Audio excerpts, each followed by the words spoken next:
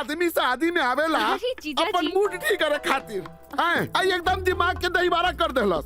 अरे उ लड़का ठीक नहीं के एकदम कमीना बा। सुना अगर तोरा पीछा करे ना तो ओकरा के बता दी हो कि तहार जीजा डीएम के पिए हो बुझानु गइल।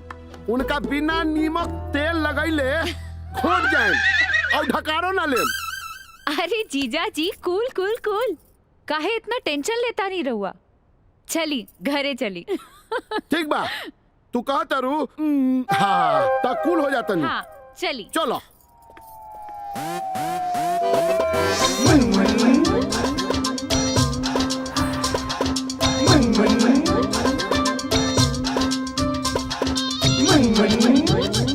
बाबूजी हाँ वो लड़कियाँ कैसी लग रही है तो आपको? पटाखरी फसाले फसाले। मैंने बोला था ना कि मुनमुन का टेस्ट एकदम बेस्ट होता है। कितनी सुंदर लगती है मेरी सुंदरी।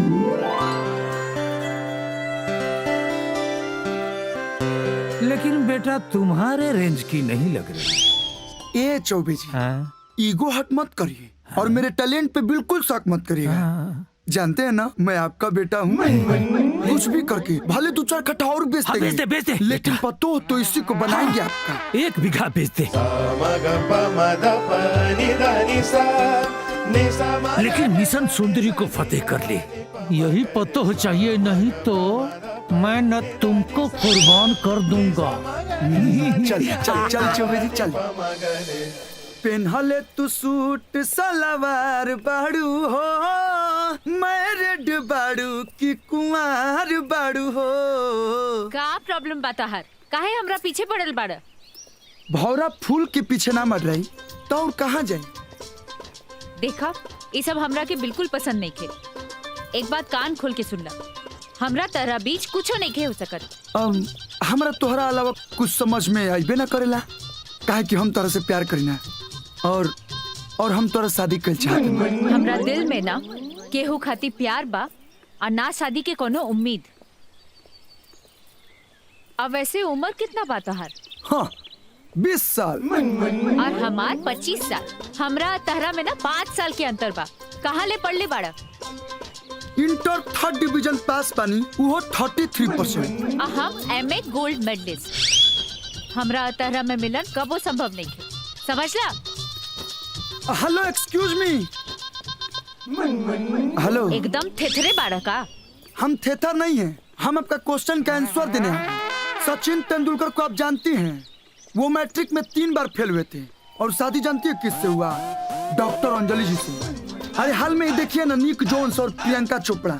10 साल छोटे हैं निक जोन्स, लेकिन प्रियंका चोपड़ा प्यार करती थी, शादी हो गया। अभी सब छोड़िए, विश्व सुंदरी ऐश्वर्या बच्चन और अभिषेक बच्चन। किस जमाने में आप जी रही हैं? हम तो आपसे प्यार करते और शादी भी आप ही से हम करेंगे। हम मांगलिक बानी और हमार बाबूजी जबले पूर्ण मंगला ना खोज लिए तबले हमार शादी नहीं खे हो सकत, समझला?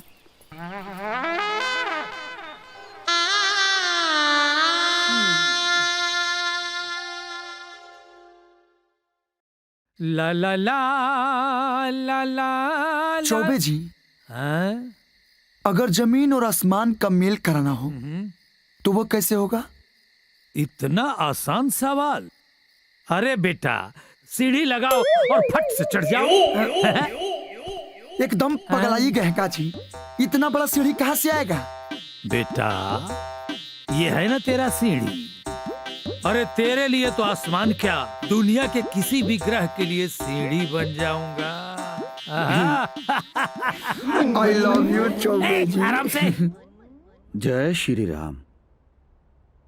कहीं जजमान काहे खातिर आयल बानी? कुंडली बनाई ले। कुंडली?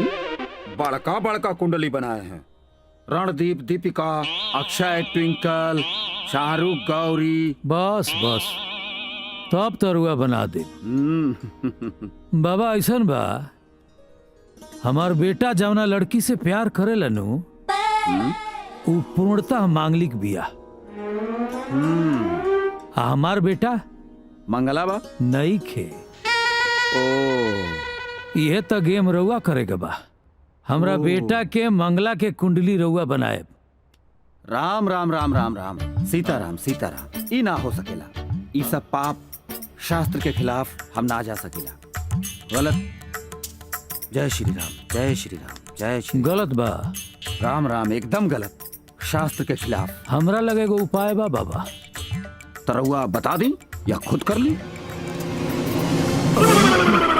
चौबे जी, हमार लड़की मंगली बिया। हमरो लइका मंगला हो। हाँ? संतुष्टि खातिर दिखवा ली पंडित जी से। अच्छा पंडित जी, ना। तनी ये दोनों कुंडली मिलाई था। हाँ, मिलाई मिलाई मिलाई।